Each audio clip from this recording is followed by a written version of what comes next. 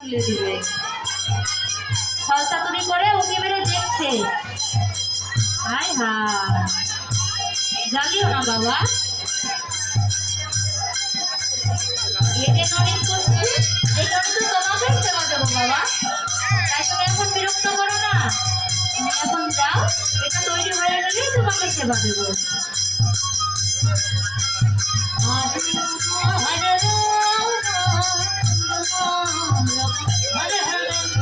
হরে কৃষ্ণ হরে কৃষ্ণ কৃষ্ণ কৃষ্ণ হরে হরে হরে রাম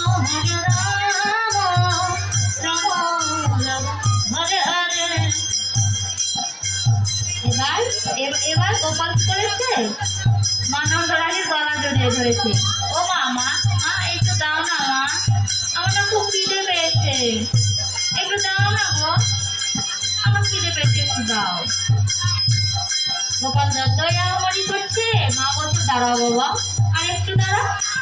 আর কে শোনে কার কথা? গোপাল কি মায়ের বারণ শুনছে? এই যা যা যা, এখান থেকে যা যা, বের হয়ে যা। ভালোভাবে বললাম, শুনলি না তো? এবার বের হয়ে যা।